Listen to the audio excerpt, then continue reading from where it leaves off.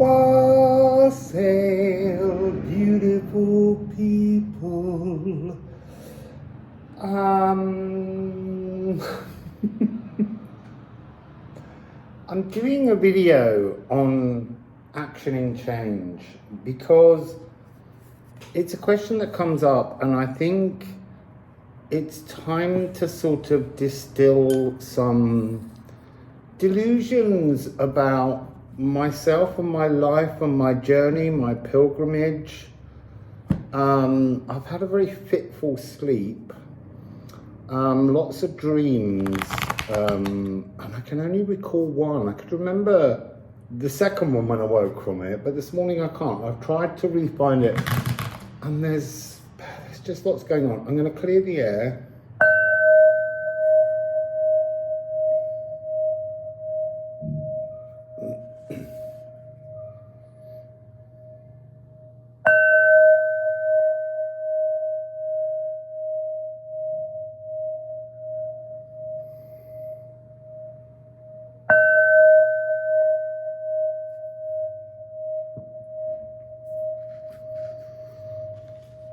You see, I want to say that I picked up lots of stuff, but it was clearing the air. It was preparing space. It wasn't tuning in. I tried to search the space in the way I usually do for inspiration, but it was just saying, I guess honesty is part of the solution to actioning, and it's about being honest with yourself so that you can be honest with others. So I often talk at the moment about actioning, and people ask, how do you action?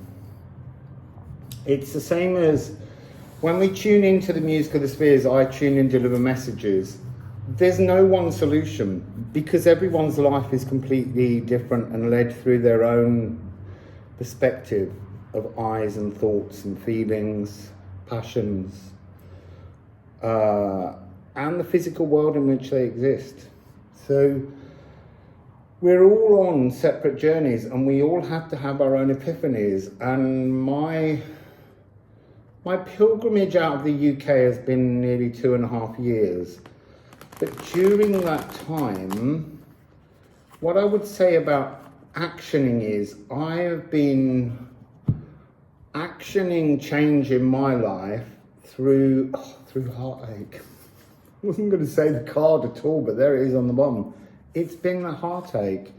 You know, losing my parents, having lost my brother when he was 23 and I was 17, and also my mum's mum who lived with us. It's a journey into, I want to say, being orphaned in many ways, but you know, that's part of the journey, and it's been heartache. And whenever I come online, I don't think about, oh, that's interesting. I don't think, oh, that is interesting. I don't think about coming online to share misery. I come online when I can connect to loving frequencies, so that I can be someone beaconing that energy towards you to share in. And what I'm saying is interesting is, as you all know, I used to work in the music industry, and in the music industry, it's a well-known fact that when you're miserable, you connect to the muse, to God, to spirit, to source, and you're inspired to write a song that's caught in misery. There are many more sad love songs written than there are happy songs. When you're happy, you go out and enjoy life. When I'm happy, yeah, sometimes I go out and enjoy life, but I have been on my own for 2.5 years, and that's been a weird hermit energy. You know, occasionally I bump into people, but you know, when you're happy, normally you enjoy life. When I'm happy, I share it with you. I come on here and try and push the energy forwards. And that's about actioning maybe a perception. It's interesting that happy songs outsell sad songs. There just aren't as many of them written because the artists are too busy enjoying themselves. So I'm just picking up cards and I'm just randomly chatting to you because I wanted in a way to not throw too many cards, but to really explain actioning.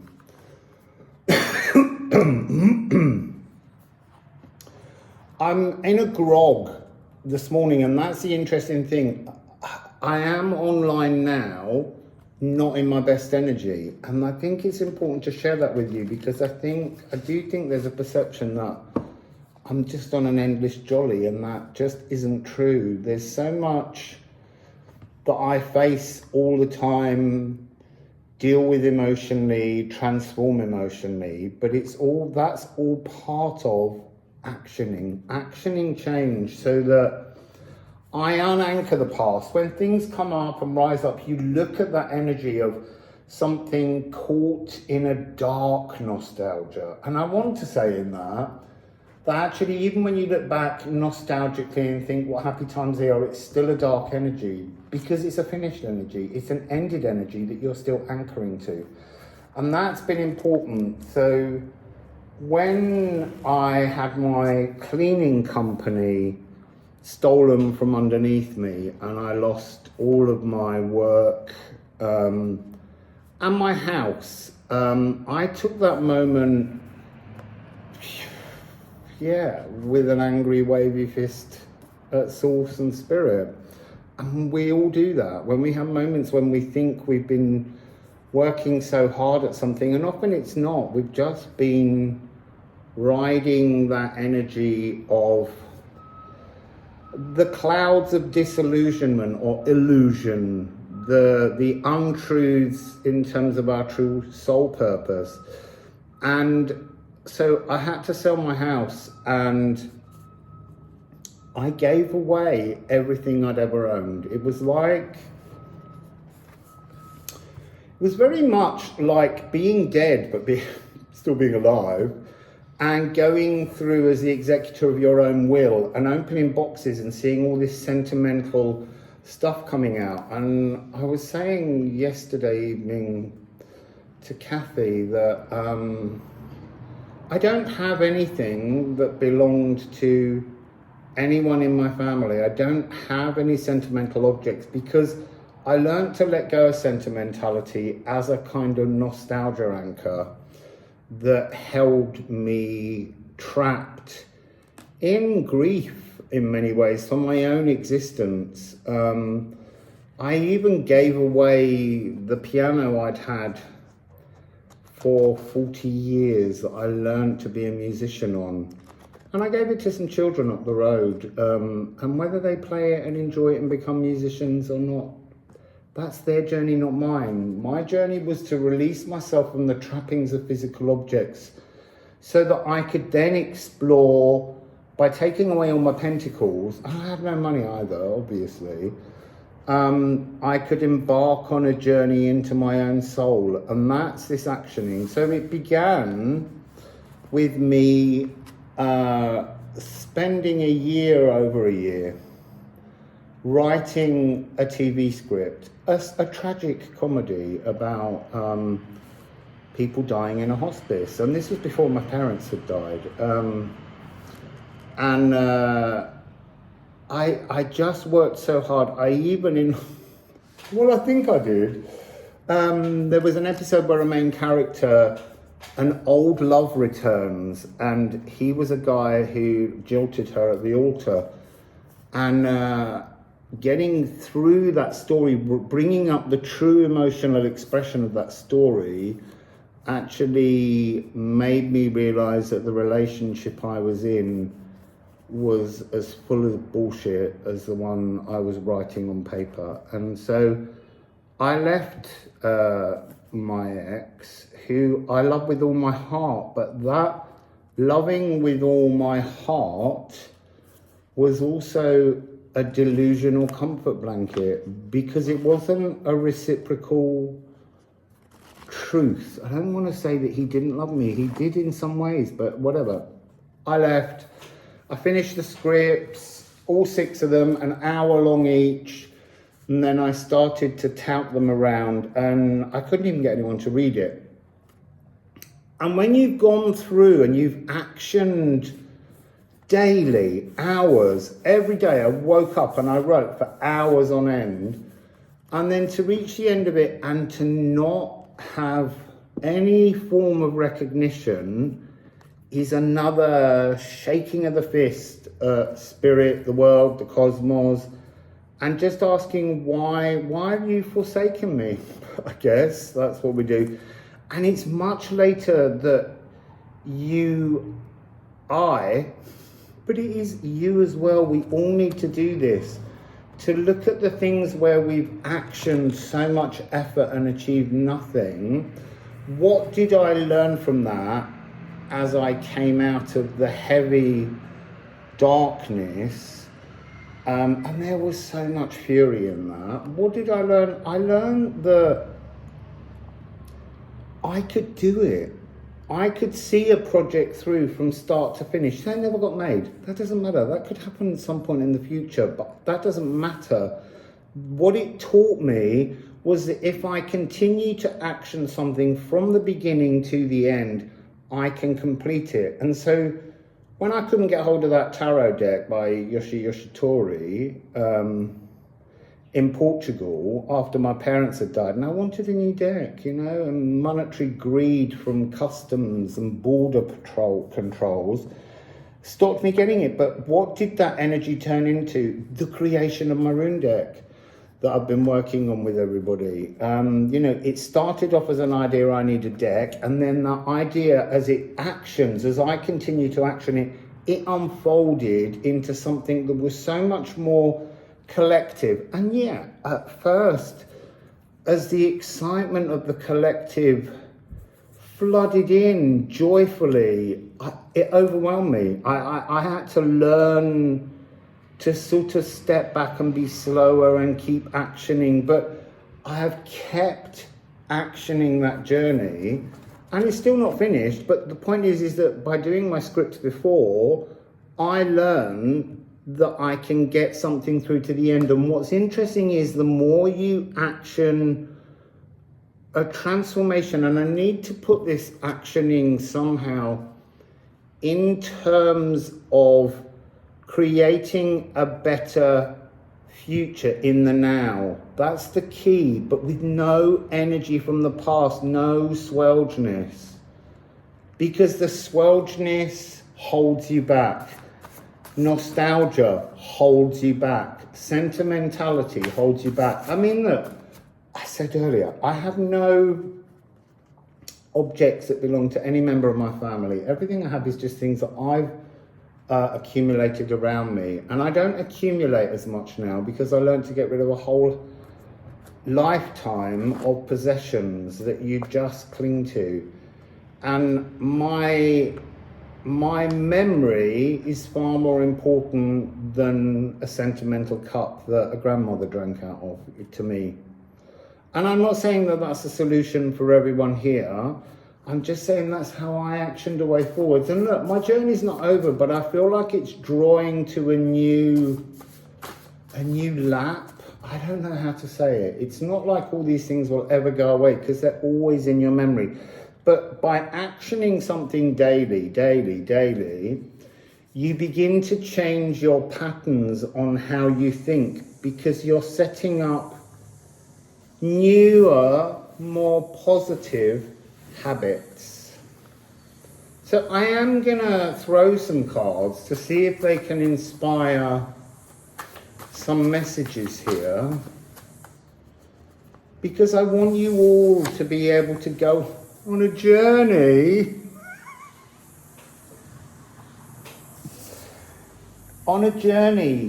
to yourself and back into the world. And I feel like we've all been given that option. The world is changing. We know that there's so many 0 degrees energies coming up. That's so weird. That's like, it's a weird noise out there that must be like a grass strimmer. And it's making me think of another time when you can raise your fist and be angry. managed to try and contain savings so that I could have my dental implants. They just went wrong, and since April, March, I've had no teeth in the top of my mouth, and that has been an enormous trauma. And you can shake your fist, but it has connected to a story that links to an ancestral story. You know, my father had lost his teeth, both sets, eventually. My father would sleep with his teeth in so that my mum would never see him without teeth. And I went online and have just continued to make my messages to all of you guys with no teeth, and I'm learning to accept that. Yeah, eating's difficult, it's a problem, but there will be a solution that comes in at some point. And it may have been that had I had implants and posts and things ahead of some wonderful new surgical development. I mean, you know, I know that they've got a way of regrowing teeth. They just haven't done human tests on it. And so it's not being delivered, but maybe I wouldn't have been able to have done that with posts in my mouth. I don't know. There's lots of reasons, but we can't be victims to these energies, because every troubled hurdle, every fall is another chance to get back up and ride forwards. You know, and it's not always joyful. There are moments. You know, there are moments. I had one in Cusco where I just thought, you know what? Nothing actually matters. Being alive, anything, none of it matters, because as a piece of energy, I will always exist. As a soul, I will always exist. And everything here in the physical world, for a few days, just felt completely not pointless, futile, just of no real importance in the bigger scheme of things. And we apply so much pressure on an achievement that we forget somehow to just enjoy as many moments in life as we possibly can. And look, I do that. We can't all keep imagining that I'm some kind of, you know, totally sane, sorted person.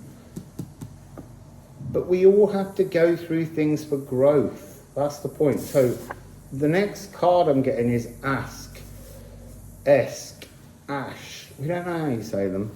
It's the personal Yggdrasil tree. Now, I'm being given, unfolded in my head, change your tree.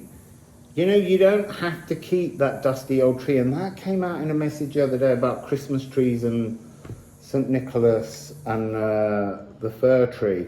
Change your Yggdrasil tree, change your world, change your life. You know, if necessary, prune it all back, chop it right back, look at all the things. And maybe that's all our journey is continually, is that we're all a divine gardener constantly pruning our life. But I think a lot of us don't garden. I think a lot of people who are slumbering in misery and fear don't know how to prune their world, change their life. I mean, I am a changed person. I'm not the person who set off 2 years ago who had parents. You know, I don't have them now.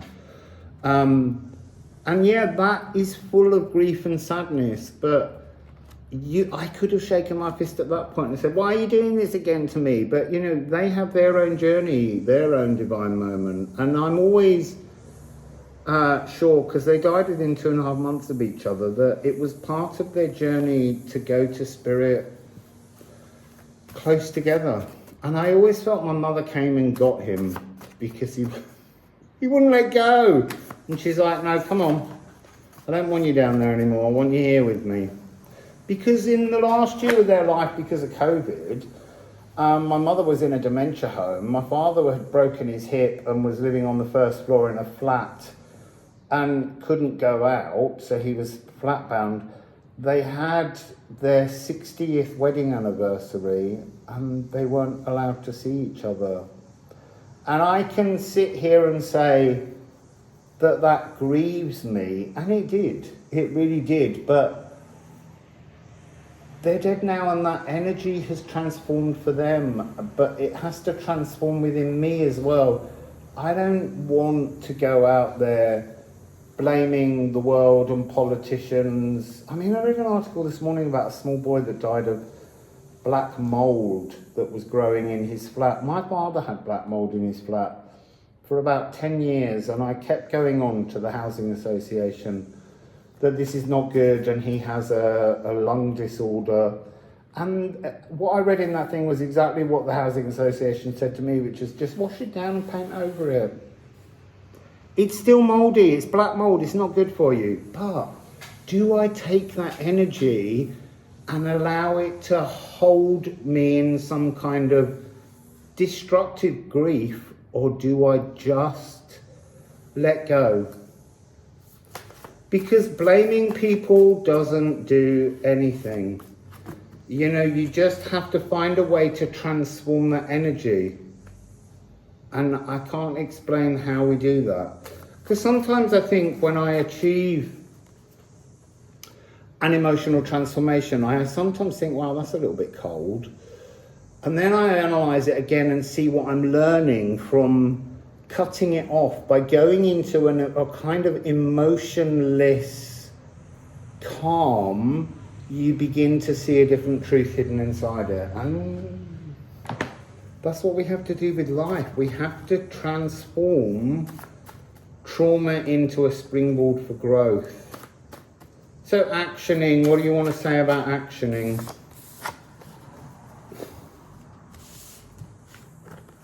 This is interesting. Swelterness, there it is, the past. Don't protect the sanctity of the past. It harms your personal Yggdrasil tree.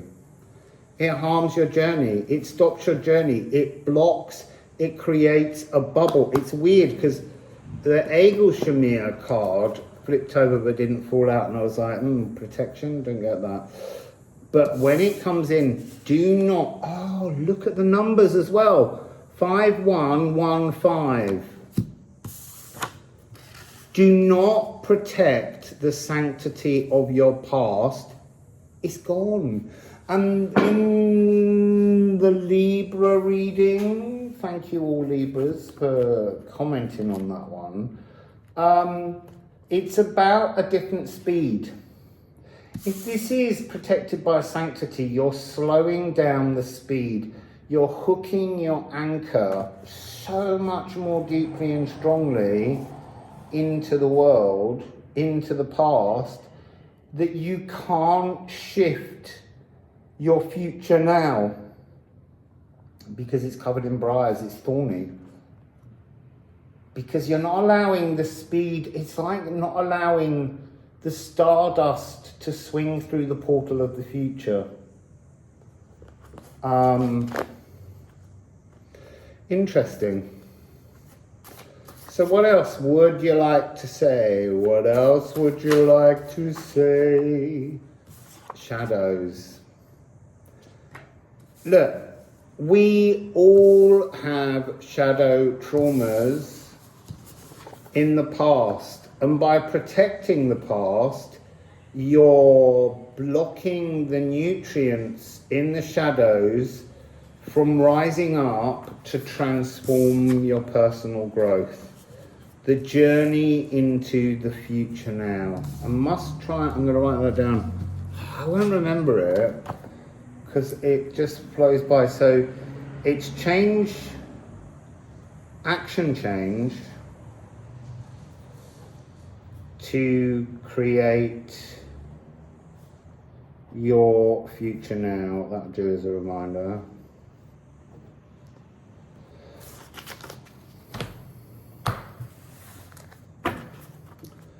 Yeah, there's nutrients in the shadows. If you protect yourself from looking, if you're going to just be all love and light, you're not going to grow anything. That's been another, look, spiritual development has been in a transformation.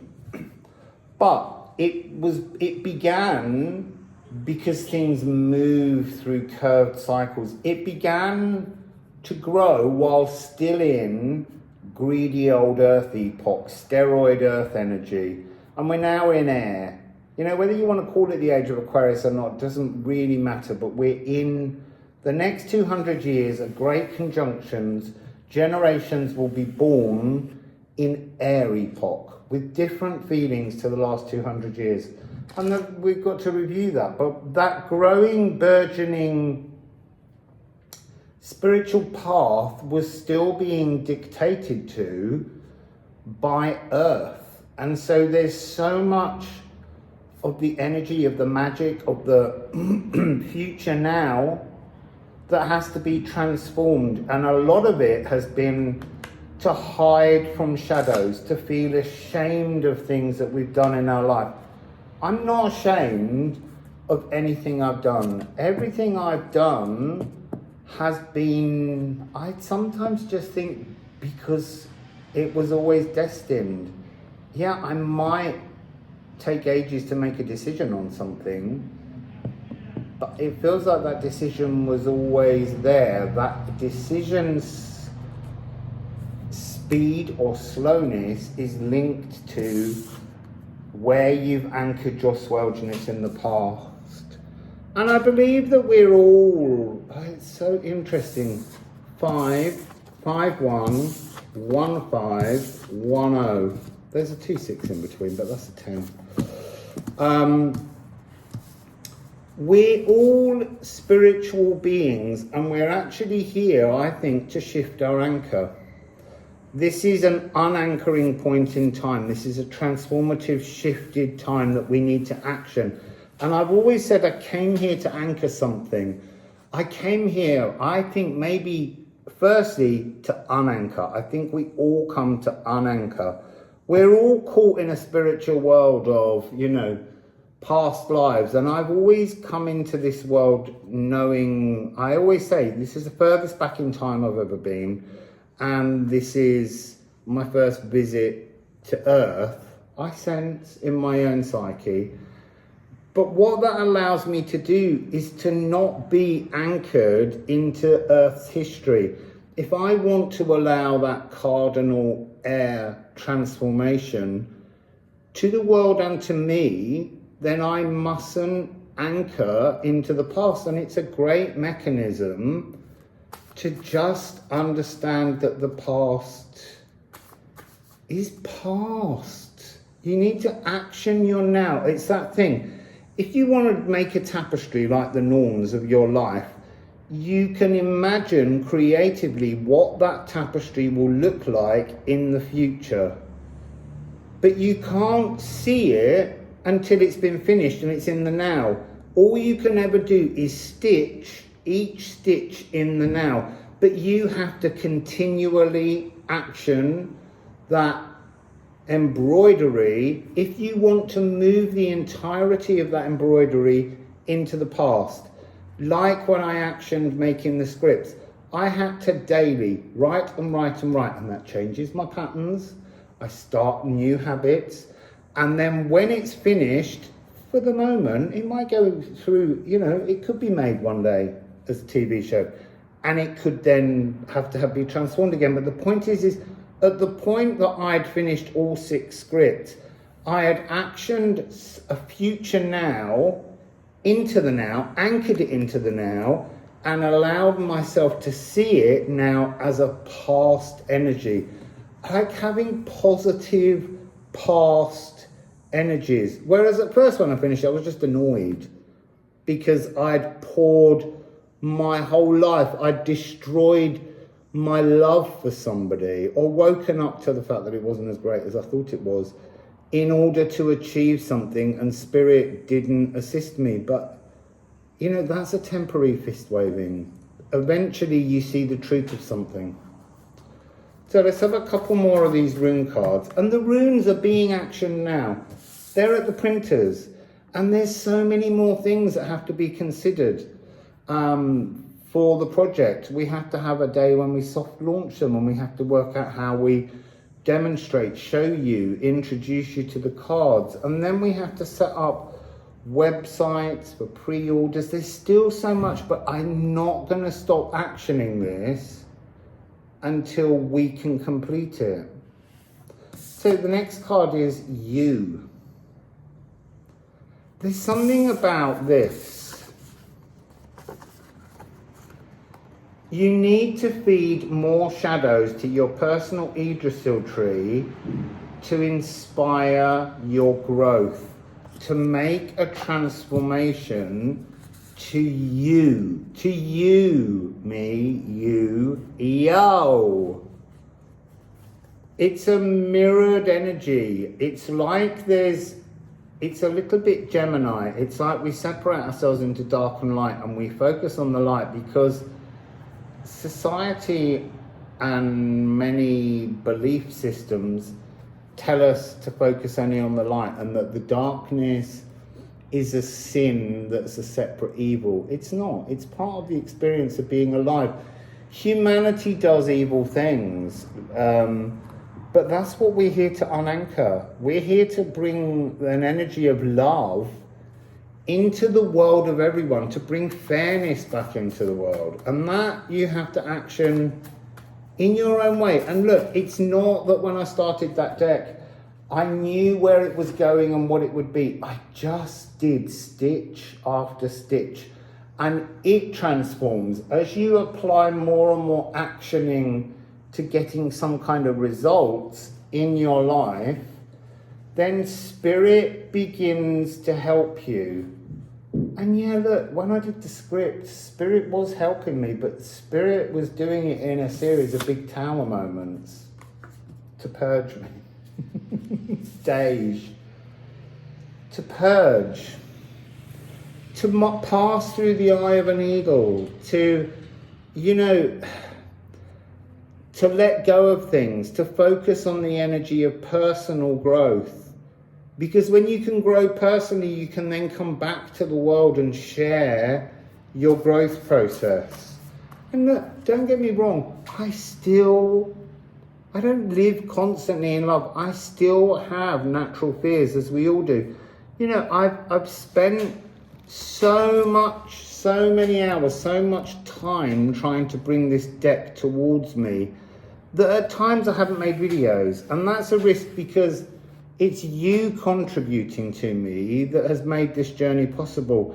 And I do fear running out of money, not being able to have somewhere to stay, not being able to feed myself. But I still ultimately trust the journey of what I'm actioning, because that fear is an old pattern that hasn't been in my world for a long time, but is still there in my thoughts. It's still somehow in a protection mirrored energy that I need to smash the mirror open and make the dark and the light the one thing within me.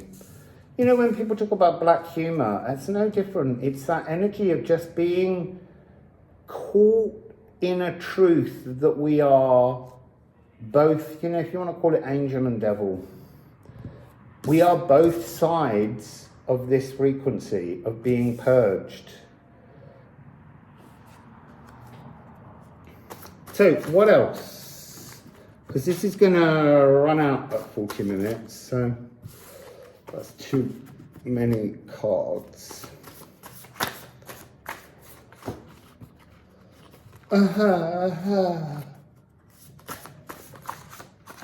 They're just all dancing over, but it's interesting that I'm going to take these because I wanted 3 and it's returned, but it's like a hidden thing. We can overprotect ourselves. We can constantly put a bubble around us. They're saying this is like a now bubble. This is a bubble of protecting your past, but you've got to burst these bubbles. You can't live in these bubbles because energy cannot purge through your sacral if you keep hiding from your fears. I am facing every fear in my life. What's the biggest fear? I'm from a very poor family who worked very hard. And probably an ancestral echo that runs down me is having no money, because that's been the life of all of my ancestors, to have no money. And it's interesting because when I was in Cornwall, I visited the grave of my great-grandfather times 8. And another branch of his family, just a couple of generations below him, I'm from one and there's another series of descendants behind me. They're a very wealthy family. They kind of hung on through the idea that the eldest son inherits. They kept his power, whereas I came from one of the granddaughters, and so she was married into another family that had nothing. So that's an ancestral echo that I have to keep actioning change on. And we can all action change on anything.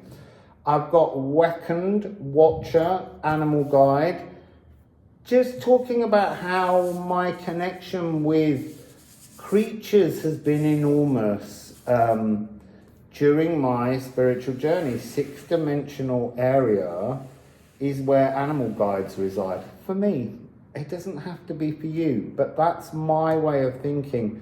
And I use them to help action. What do I want to say? Confirmation. They action confirmation for me. And by actioning your truth or your new future now, you get this incredible card, Evel. And it's interesting that in the original Elder Thuthark runes, these are the last 2 runes. It's like just reminding me that on my own personal journey, I am reaching a point of enormous transformation and shift. But this original birthright is the truth of my consciousness, not my DNA. So even though I said that there's an ancestral echo magnetized within my body to do with poverty, because I come from poverty, it doesn't mean that that is my original birthright. My original birthright comes with my consciousness and the previous lives or future lives, time's very soupy, that I've lived. It's the truth of that energy. And what is the original birthright? To be free of these DNA stories that magnetize towards us in the swelchness, and to unblock the future now by popping that bubble and just accepting the truth of my legacy is, if I can stand and face all my darkness, all my shadows, and shine love at them, I am shining love into the world. And that's your original birthright. We are all love. So I hope that helps with the notion of actioning. So Wassail, beautiful people, I love you very much, obviously, because I'm connecting to my original birthright. I feel like I'm just about to, I'm heading off to Panama with Lark. And I'm going to spend Christmas and New Year alone. So that we can all join up on Christmas Day, because I enjoyed that last year. And I want to use that as the last moment to filter out all of my worries and correct, connect, replace, inspire a new frequency for 2023. And I just want to say ahead of time, before this runs out, 1st of January, GMT midnight, Venus and Pluto are in conjunction. I've been picking up that energy of Venus and Pluto for so long, since Lisbon. So there's some kind of new love coming in next year. I'm going to do readings on it. Wassail.